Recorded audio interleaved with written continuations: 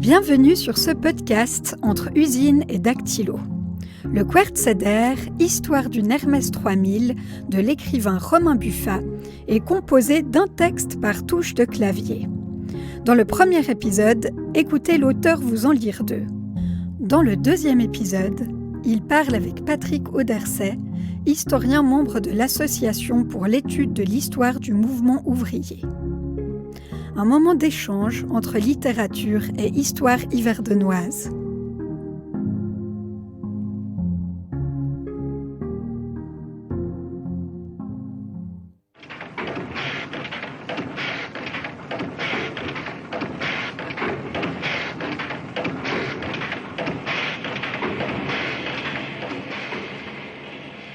U comme usine. Elles travaillent au ressort, aux connexions, aux fournitures. Elles montent, elles contrôlent, elles emballent. Ils décollettent, ils fraisent, ils soudent, ils montent, ils contrôlent, ils sont mécaniciens, commissionnaires, manœuvres, monteurs. Ils et elles ont 25, 30 ou 50 ans dans les années 30, et ils sortent dans la rue avec des pancartes le 1er mai. Sur le bord de la route, ils reconnaissent Albert Paillard, le patron, qui les regarde défiler. Lundi, Monsieur Albert, comme on l'appelle, très physionomiste, les a remis à l'ordre dans son bureau. Elle a 22 ans en 1936. Toute la journée, elle emballe des Hermès Baby. Il chasse les ressorts, puis tend les ressorts du chariot, toute la journée. Quand je suis entré chez Paillard en 1937, on avait le droit à 3 jours de vacances après 3 ans d'usine. Si on avait eu le malheur de faire du service militaire entre-temps, on nous déduisait des jours de vacances. Elle a 18 ans en 1939, et elle travaille aux pièces détachées, prépare les pièces pour le montage de la Baby. Elle gagne entre 65 centimes et 1 franc de l'heure. Ceux qui font toujours la même chose, comme les tourneurs, ils savent voyager dans leur tête. Elle a 17 ans en 1940, elle travaille au Pointeau depuis 6 mois. Elle a 26 ans et elle a travaillé 1 année au montage. Elle a cumulé les heures en plus pour compenser l'absence des hommes mobilisés, quittant parfois l'usine à 21 heures. L'employeur ne majore pas son salaire de 25% sur les heures supplémentaires. L'employeur viole la loi sur les fabriques. Mais en toute légalité, l'employeur finit par résilier son contrat de travail avec un délai de 4 jours, tel que le prévoit le décret du Conseil fédéral du 5 juillet 1940. 4 jours plus tard, un monteur récupère la place qu'il avait laissée au moment de la mobilisation. Elle a 30 ans, elle est arrivée d'Italie en 1950 et elle travaille au décolletage. Son contrat ne dit pas qu'elle est décolleteuse, mais auxiliaire. Mon père travaillait au contrôle des machines à écrire.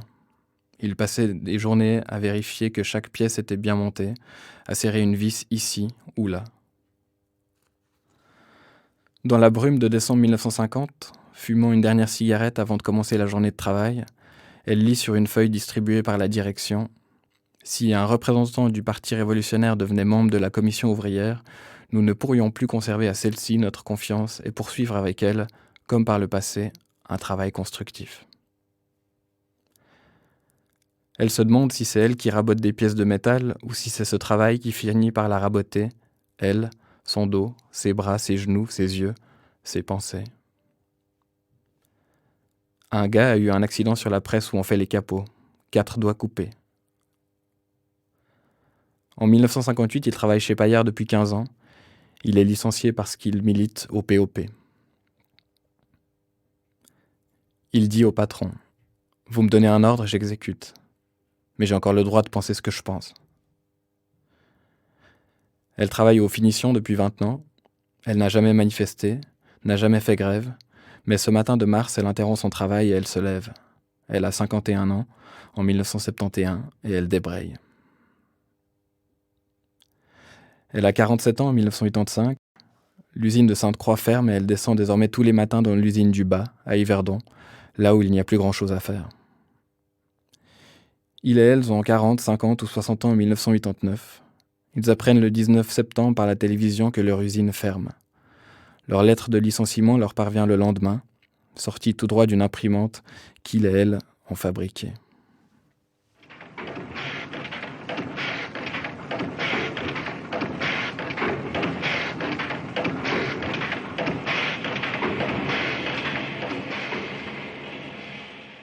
D comme dactylo.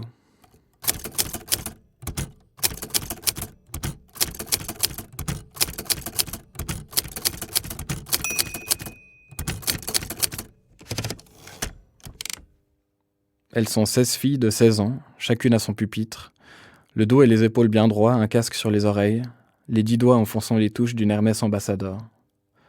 Ma mère, style hippie, habillée teint en violet, sabots aux pieds, est assise au fond de la classe. Elle a enlevé le casque de dictée qui lui tient trop chaud.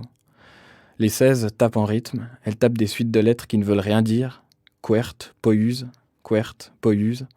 qui à force d'être répétées pourraient former un étrange poème. Elles tapent à l'aveugle. En haut de chaque nouvelle page, elles tapent l'entête, CESNOV, école de commerce, spécialisation secrétaire, cours de dactylographie. Elles tapent des énoncés absurdes dans le seul but d'utiliser toutes les lettres dans une même phrase, comme « porter ce vieux whisky au juge blond qui fume », phrase qu'elles retrouveront au cours de français l'après-midi même où on leur fait lire Georges Perec, qui s'amuse à la détourner en s'interdisant l'emploi de la lettre E, portons 10 bons whisky à l'avocat Gouja qui fumait au zoo. La prof de dactylo passe dans les rangs, sa règle à la main avec laquelle elle tape, elle aussi, mais sur les doigts des filles. Avec n'importe quel autre prof, ma mère n'a pas peur de désobéir. Elle leur répond, leur ment quand c'est nécessaire, sèche certains cours, échange des petits billets avec ses camarades. Sous prétexte d'aller gonfler le pneu de la chaise roulante de sa meilleure amie, qu'elles auront d'abord volontairement dégonflé, elles passent des heures à boire des cafés à la cafétéria. Quand elles partent en vacances, elles écrivent des cartes postales où elles créent des jeux de mots avec le nom de leur prof qu'elles n'ont pas peur de leur envoyer. Mais avec la prof de dactylo, ma mère file droit. Tout le monde file droit. Dans la salle de classe, on entend le cliquetis des machines à écrire, on entend le bruit des touches, la sonnette annonçant la fin de la ligne, le retour du chariot, brouhaha ayant au moins le mérite de couvrir le bruit des bottes de la prof de dactylo. La prof de dactylo, qui ne leur dicte pas des phrases de Françoise Sagan, ni de Simone de Beauvoir, ni des passages de Monique Wittig, dont les titres Les guerrières et l'Opopanax sont en soi des exercices de dactylographie. Elle leur dicte des factures, des rappels, des lettres d'avocat, des mises aux poursuites. Elles seront secrétaires, elles rédigeront des procès-verbaux, de discussions très sérieuses entre hommes qui se prennent très au sérieux. Elles écriront des lettres au nom de ces hommes qui n'ont pas le temps et ne veulent pas les écrire eux-mêmes. Pourquoi leur dicter autre chose ? Bientôt, on fait remplacer les Hermès Ambassador par des machines à boules d'IBM. Les 16 filles de la classe continuent de taper, fascinées par cette boule qui voyage et tourne dans tous les sens comme une planète folle.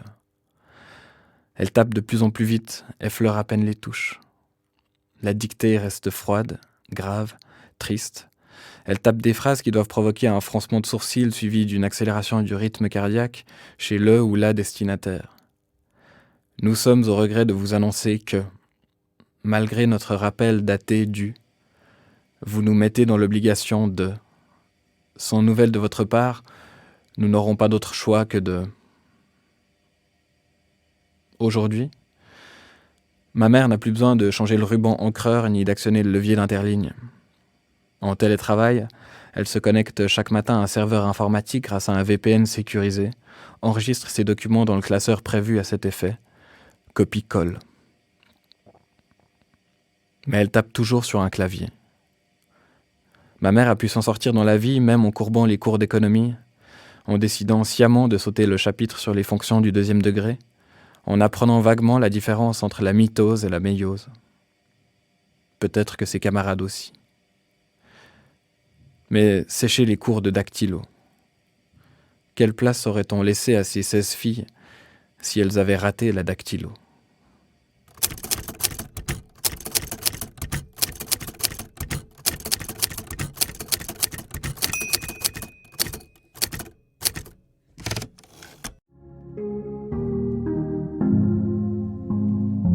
Ce podcast vous est proposé par la Bibliothèque publique et scolaire d'Yverdon-les-Bains.